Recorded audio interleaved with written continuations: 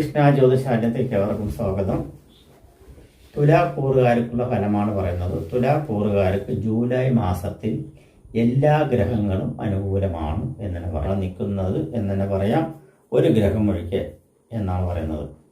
തുലാക്കൂറുകാർക്ക് ഒരു ഗ്രഹം ഒഴികെ എന്ന് പറയുകയാണെങ്കിൽ ഫലം തന്നെ ഒരു ഗ്രഹത്തിന് ഒഴിവാക്കാൻ അത്ര കാര്യമായിട്ടുള്ള സ്ഥാനത്തല്ല നിൽക്കുന്നത്. കാരണം രാഹു ത്രികോണഭാവത്തിൽ നിൽക്കുന്നത്, കേന്ദ്രസ്ഥാനത്തില്ല നിൽക്കുന്നത്, ത്രികോണഭാവത്തിൽ നിൽക്കുന്നത്.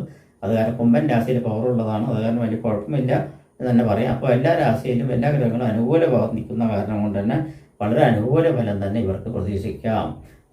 ധാന്യ വർധനവ്, തൊഴിൽപരമായിട്ടുള്ള നേട്ടങ്ങൾ, തൊഴിൽ സംബന്ധം എപ്പോഴും ഇത് തന്നെയാണ് പറഞ്ഞുകൊണ്ടിരിക്കുന്നത് എന്ന് ചോദിക്കേണ്ട. കാരണം വെച്ച് പറഞ്ഞാൽ ഇവർക്ക് വരാൻ പോകുന്ന അനുഭവങ്ങളെ കുറിച്ച് കൂടുതലായി പറയുന്നു മാത്രമേ. കാരണം കഴിഞ്ഞ മാസം ജൂൺ മാസത്തെ പോലെയല്ല ജൂലൈ മാസത്തിൽ ബുധൻ അനുകൂലപരമായിട്ട് വന്നു, കേതു അനുകൂലപരമായിട്ട് വന്നു, ചൊവ്വ അനുകൂലപരമായിട്ട് വന്നു, ശുക്രൻ അനുകൂലപരമായിട്ട് വന്നു. ഇതൊക്കെ അനുകൂലപരമായിട്ട് വരുമ്പോൾ അതിൻ്റേതായിട്ടുള്ള മാറ്റം ഉണ്ടാവില്ലേ. ശുക്രൻ അനുകൂലമായിട്ട് വന്നു പറഞ്ഞാൽ ഒന്നിലധികം വാഹനങ്ങൾ, എക്സിക്യൂട്ടീവ് വാഹനങ്ങൾ വാങ്ങിക്കാനുള്ള സാധ്യത.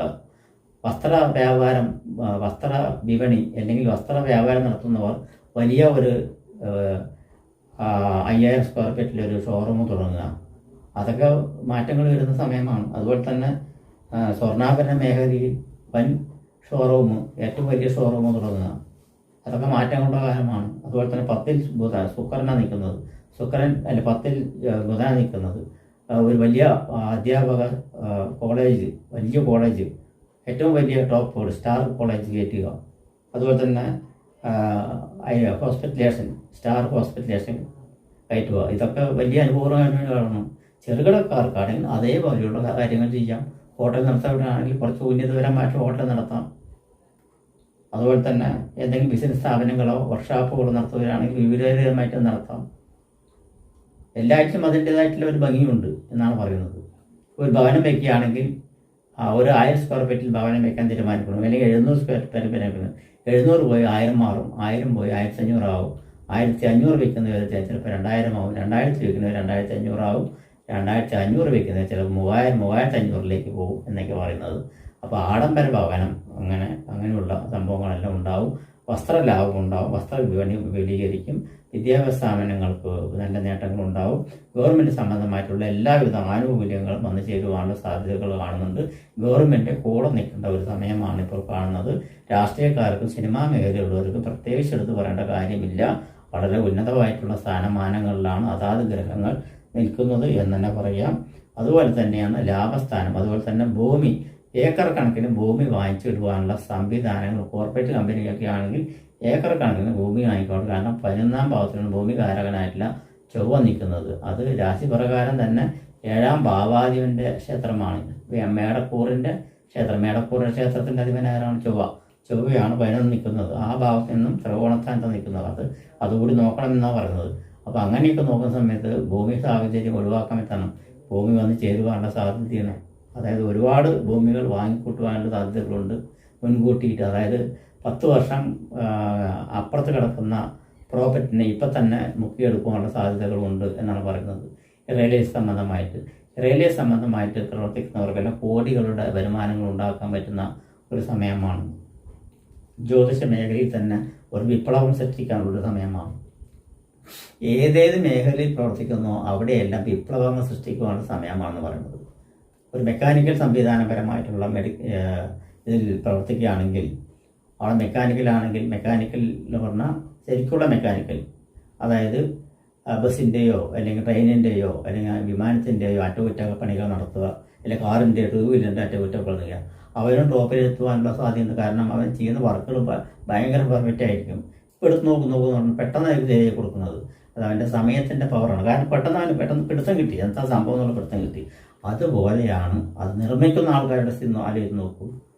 ആ നിർമ്മിക്കുന്ന ആൾ നിർമ്മിച്ച ഒരു കാറോ ഒരു വിമാനമോ അല്ലെങ്കിൽ ഒരു ഷിപ്പോ അങ്ങനെയുള്ളതെല്ലാം മെക്കാനിക്കൽ, അതായത് ഹൈടെക് മെക്കാനിക്കൽ സംവിധാനമായിട്ടുള്ള ആളുകളാണ് ഇങ്ങനെ ചിന്തിക്കുക. അങ്ങനെ ചിന്തിക്കുന്ന സമയത്ത് അവൻ്റെ ബ്രെയിനിൽ പെട്ടെന്ന് ഓടിയെത്തുന്ന സമയത്ത് നമ്മൾക്ക് ഇങ്ങനെയൊന്ന് ചിന്തിച്ച് കഴിഞ്ഞാൽ പരീക്ഷണം നടത്തി കഴിഞ്ഞാൽ എങ്ങനെയുള്ള റൂട്ട് പോയിന്റിൽ പോയി ചേരും എന്നുള്ളതൊക്കെയാണ് അവിടെ എത്തിച്ചേരുന്നത്. അവിടെയാണ് ഗവേഷണം എന്ന് പറയുന്നത്. ഗവേഷണം പറഞ്ഞാൽ കണ്ടുപിടുത്തം, ശാസ്ത്രം എന്ന് പറയുന്നത്.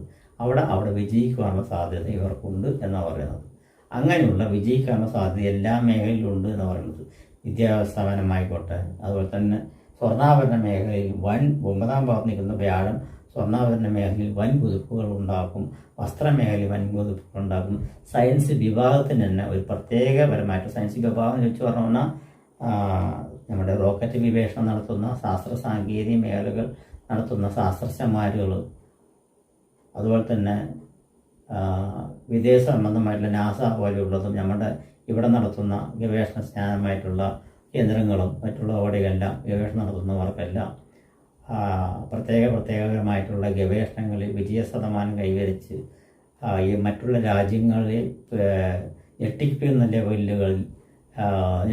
ലെവലുകളിൽ കണ്ടുപിടിച്ച് ഇറക്കുമതി ചെയ്യാൻ പറ്റുന്ന ഓരോരോ പദ്ധതികളും ആവിഷ്കരിക്കാൻ പറ്റിയ തലച്ചോറ് ഇവർക്കുണ്ടെന്നാണ് പറയുന്നത്. തുലാരാശിയിൽപ്പെട്ടിരിക്കുന്നവർക്ക് ഈ സമയത്തുണ്ട് എന്ന് പറയുന്നത്. അങ്ങനെയുള്ള ഗവേഷണങ്ങളുണ്ട്. അതുപോലെ തന്നെ മെഡിസിൻ സംബന്ധമായിട്ട് വരാൻ പോകുന്ന ഒരു മരുന്ന് ഇപ്പോൾ തന്നെ അവർ കണ്ടുപിടിക്കാനുള്ള ആ ബുദ്ധി കഴിവുണ്ടാവും. 10ാം ഭാവത്തിൽ ശുക്രനാണ് ബുധന നിൽക്കുന്നത്. പൂർവ്വം ബുദ്ധിയായിരിക്കും. ഇന്ന മരുന്നുകൾ ഇന്ന അസുഖം വന്നു കഴിഞ്ഞാൽ വൈറസ് സംബന്ധമായിട്ട് തന്നെ പറയാം. ഒരു പുതിയ വൈറസ് വന്നു, അത് ഏത് വൈറസ് ആയിക്കോട്ടെ, ആ വൈറസ് വന്നു കഴിഞ്ഞാൽ അതിനെ ആദ്യം ചെറുത്ത് നിൽക്കുവാനുള്ള മരുന്ന് മെഡിസിൻ ഇപ്പോൾ കണ്ടുപിടിക്കാൻ പറ്റും വരെ കൊണ്ട്. ഈ രാശി തുലാരാശിയിൽ തന്നെ സഞ്ചരിച്ചു കൊണ്ടിരിക്കുന്ന ആ നക്ഷത്രമായ ചിത്ര, ചോതി, വിശാഖം നക്ഷത്രത്തിൽപ്പെട്ടിരിക്കുന്നവർ മെഡിസിൻ സംബന്ധമായിട്ടുള്ള ഗവേഷണത്തിൽ പ്രവർത്തിക്കുകയാണെങ്കിൽ ഏത് വൈറസ് വന്നാലും അതിന് പ്രതിരോധമായിട്ട് ശക്തി കൊടുത്ത് തടഞ്ഞു നിർത്താൻ പറ്റിയ വൈറസിൻ്റെ മരുന്നുകൾ ഇപ്പോൾ അവർ കണ്ടുപിടിക്കാൻ പറ്റുമെന്ന് പറയുന്നത്. അതൊരു നല്ലൊരു ചിന്തയല്ലേ? ചിന്തിച്ച് നോക്കൂ. എന്ത് വൈറസായിക്കോട്ടെ ആദ്യം ആൻറ്റിബയോട്ടിക് കൊടുത്ത് തടഞ്ഞു നിർത്തുക എന്നുള്ള പറയുന്നത്. പിന്നീട് നമ്മൾക്ക് ചികിത്സയ്ക്കുള്ള സമയമുണ്ട് എന്നുള്ള പറയുന്നത്. പെട്ടെന്ന് നമുക്ക് ഒരു സുപ്രഭാതത്തിൽ കോവിഡ് വന്നു, എന്ത് ചെയ്യാൻ പറ്റും? എല്ലാവരും അന്തം വിട്ട് നിൽക്കണം, ഒരു മുൻവിധിയുമില്ല. അതുപോലെയാണ് അതിന് മുന്നോടിയായിട്ടുള്ളതാണ് പറയുന്നത്. അതൊക്കെ വിചാരിച്ചാൽ നടക്കും എന്നൊക്കെയാണ് പറയുന്നത്. അങ്ങനെയുള്ളൊരു സമയമാണ് ഇപ്പോൾ എല്ലാ ഗ്രഹങ്ങളും ഒരുമിച്ച് വരുന്നത്. ഇതുപോലെ തന്നെ ഈ ജൂലൈ മാസത്തിൽ ഇതുപോലെ എല്ലാ ഗ്രഹങ്ങളും ഒരുമിച്ച് വരില്ല എന്നാണ് പറയുന്നത്.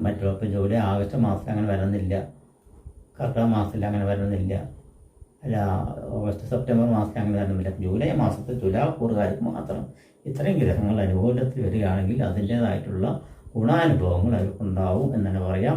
ലോട്ടറി അതുപോലെ തന്നെ മൺസൂൺ വരുന്നതെന്നാണ് തോന്നുന്നത്. അങ്ങനെയുള്ള സമയത്തിലെല്ലാം അവർക്ക് അതിൻ്റേതായിട്ട് അർഹതയുണ്ട്. അത് അനുഭവിക്കാൻ യോഗം ഉണ്ടെങ്കിൽ അത് അനുഭവിക്കുകയും ചെയ്യും. അതുപോലെ തന്നെ ഈ ലോട്ടറി ഭാഗ്യം എന്ന് പറയുമ്പോൾ നിധി യോഗം എന്ന് തന്നെ പറയാം. നിധി കിട്ടിയോ ഒന്ന് ചോദിച്ചു പറഞ്ഞ് നിധി കിട്ടി, ഭൂമിയിൽ നിന്ന് നിധി കിട്ടി, അത് ഗവൺമെൻറ് കൊണ്ടുപോവുകയും ചെയ്യും. പക്ഷെ ആരും അറിയാത്ത നിധി കിട്ടിയാൽ അത് സ്വകാര്യപരമായിട്ട് സൂക്ഷിക്കാനുള്ള കഴിവ് ഇവർക്കുണ്ടാവും. കാരണം വെച്ചാൽ ആരും കണ്ണിൽ പെടില്ല, ഇവരുടെ കണ്ണിൽ മാത്രമേ പെടുകയുള്ളൂ. ചിലപ്പോൾ ആരെങ്കിലും കൂലിപ്പണിക്കാരനെ വിളിച്ച് അവിടെ ഒന്ന് വൃത്തിയാക്കാനോ അല്ലെങ്കിൽ ചെറിയ വേസ്റ്റ് കുഴി തോണ്ടി വയ്ക്കാൻ പോയിട്ട് അയാൾ തോണ്ടി വെച്ചിട്ട് പോയിട്ടുണ്ടാവും. പിന്നീട് ആരെങ്കിലും അതിൻ്റെ ഉദ്യോഗസ്ഥൻ അല്ലെങ്കിൽ ഈ രാശി പറ്റിക്കുന്ന ആളോ വന്നിട്ട് അവിടേക്ക് ഒന്ന് നോക്കിയിട്ടൊന്ന് ഇയാളുടെ മണ്ണൊക്കെ ഇങ്ങനെ ഇട്ട് കൊടുത്തിട്ട് അവിടെ എല്ലാം ചിരകി ഒന്ന് നോക്കി അയാളുടെ കൂടെ മേപ്പടി നോക്കുന്ന സമയത്തൊക്കെ ചിലപ്പോൾ നിശബ്ദം കിട്ടുന്ന ഒരു പാത്രങ്ങളെല്ലാം ചെമ്പുകുടങ്ങളെല്ലാം കിട്ടുക, അങ്ങനെയൊക്കെ വരാനുള്ള സാധ്യതകൾ സാധ്യതകളുണ്ട്. പക്ഷേ അതിനെ സംസ്കരിക്കാനും അതിനെ സ്വരൂപിക്കാനുള്ള കഴിവ് ഇവർക്കിപ്പോൾ കിട്ടിയാലും ഉണ്ടാകുമെന്നാണ് പറയുന്നത്. അപ്പോൾ അതുപോലെ തന്നെ ലോട്ടറി ഭാഗ്യം കിട്ടിയാൽ അത് അനുഭവിക്കാണ്ട് യോഗം അവർക്ക് അതിനുള്ള പ്രവൃത്തിയും ബുദ്ധിയും ഉണ്ടാവും എന്നൊക്കെ പറയുന്നത്. അതുപോലെ കുടുംബത്തിൽ ഐശ്വര്യ അഭിവൃദ്ധി എന്തായാലും ഉണ്ടാവും, അതിൽ സംശയമില്ല. എല്ലാ അനുഭവങ്ങളും ഇവർക്ക് അനുഭവത്തിൽ വരും എന്നാണ് പറയാം.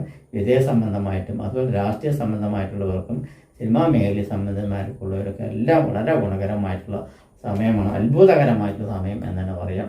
ടോപ്പിൽ നിൽക്കുന്ന സമയം എന്ന് തന്നെ പറയാം. ഇതിന് വിവരിക്കാനില്ല എന്ന് പറയുന്നത്, വിവരിക്കാൻ വരികളില്ല, അത്രത്തോളം ടോപ്പായിട്ടുള്ളൊരു സമയത്തിലാണ് ഇവർ നിൽക്കുന്നത് എന്നാണ് പറയുന്നത്. അപ്പോൾ തുലാരാശിക്കാർക്ക് എല്ലാ ഭാവങ്ങൾ കൊണ്ടും 1 തൊട്ട് 12 ഭാവങ്ങൾ കൊണ്ടും ശുഭഫലങ്ങൾ തന്നെയാണ് പറയുന്നത്. നമസ്കാരം.